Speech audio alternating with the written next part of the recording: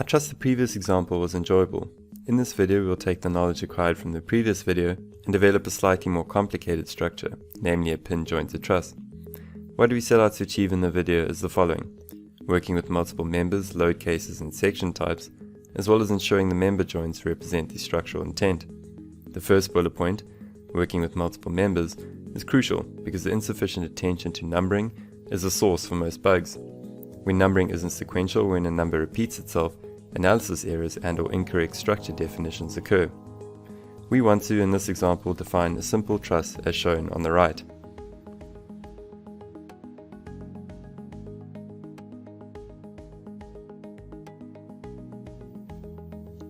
When it comes to node creation, first we need to define some key parameters of our structure. The span of the truss is equal to 6 meters, the height 1,75, and the number of nodes equal to 7. For this, we define variables s, h, and n respectively. When it comes to the algorithm for defining the nodes, here we create a simple for loop and loop over the number of the nodes, which is a known value. I is therefore sequential and is suitably our node tags. We also need to define our x, y, and z coordinates.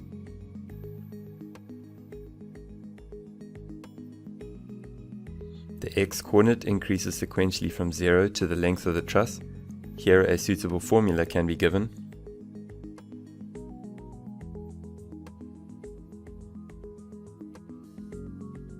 All y coordinates are 0 since we are defining a planar truss. And in terms of our z coordinates, all odd numbered nodes have a z value of 0, while all even numbered nodes have a z value equal to the height of the truss.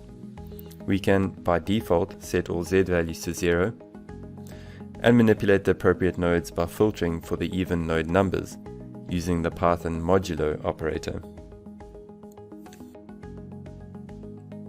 When it comes to members, let's now define 3 sections, all with the same material. These definitions were already covered in the previous video, and we are advancing on our knowledge here by defining 3 section types, one for the diagonals, one for the bottom chord, and one for the top chord. We can use a comment to distinguish the different section types.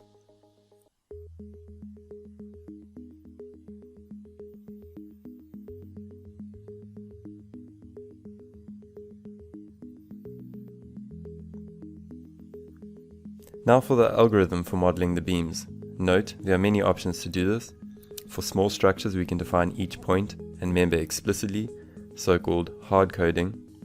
However, the bigger the structure gets, the more tedious this becomes. Therefore, we want to try to follow an ordered numbering procedure, such as the one shown. We know that even numbered nodes lie on the top chord, and odd numbers lie on the bottom chord.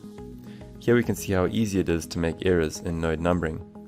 A good tip to test your numbering algorithm is to print the element numbers to the console to make sure it is sequential and without gaps. We start by defining a variable for our member tag. This will be incremented within our appropriate for loop. Here we will again loop over all nodes in the structure.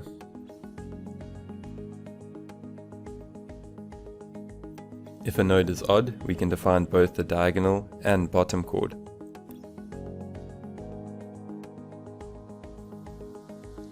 For our diagonal, the start node is the node number, and the end node is simply the node number plus 1.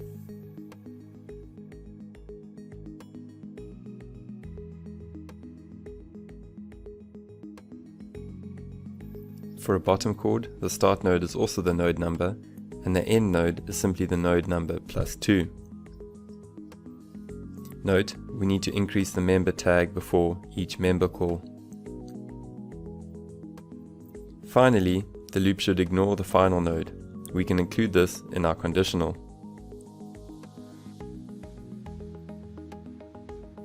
A similar approach is applied for the top chord.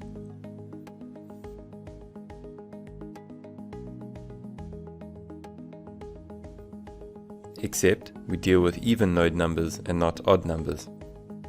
Furthermore, we want the loop to ignore the final even number, which is 6.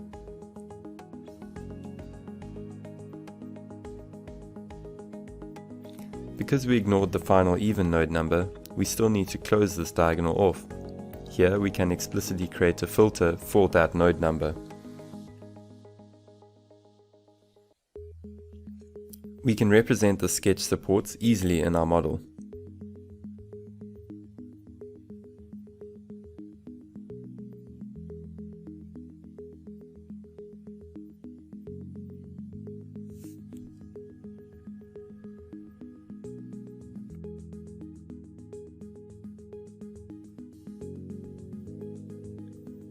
We will define 3 load cases: self-weight, vertical loads, and horizontal loads.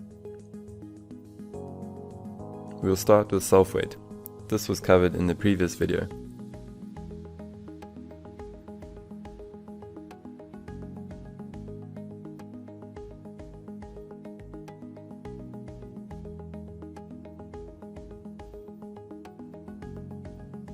We can follow the same procedure for vertical loads and horizontal loads, except we will include no gravity in these load cases.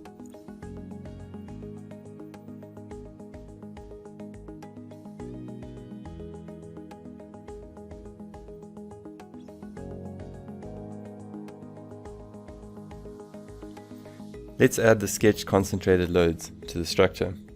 We will define a variable Q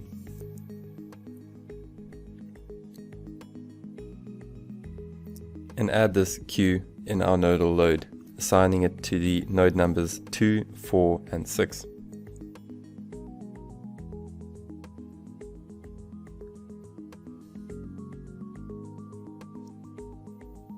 Remember, we need to convert kilonewtons to newtons.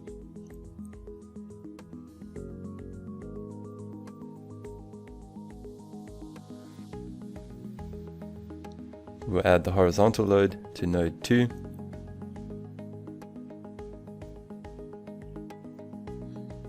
Setting up the analysis and calculating everything. This is just as per the cantilever example from the previous video.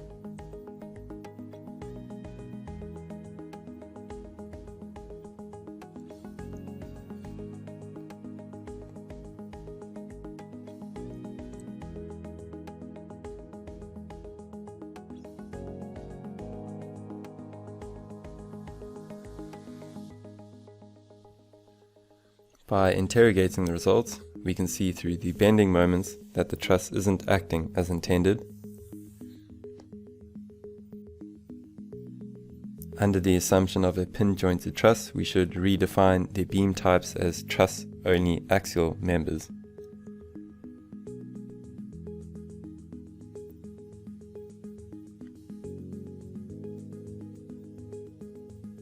In the loop, where we define the members, we can simply add the member type designation member.truss-only-n as opposed to the default member type.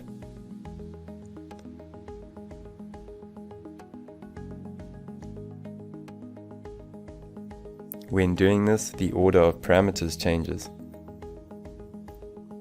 Refer to the documentation for the required order.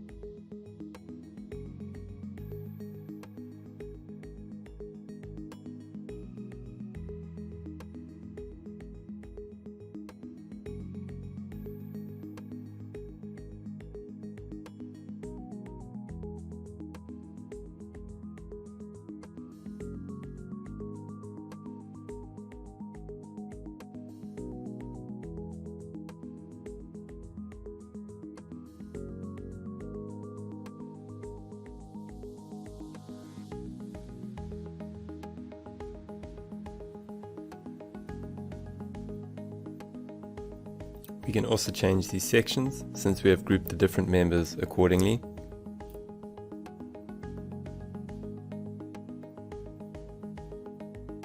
Remember, the string input is as per given in the RFEM section database. Now the structure is complete and the definition is as per the sketch on the right.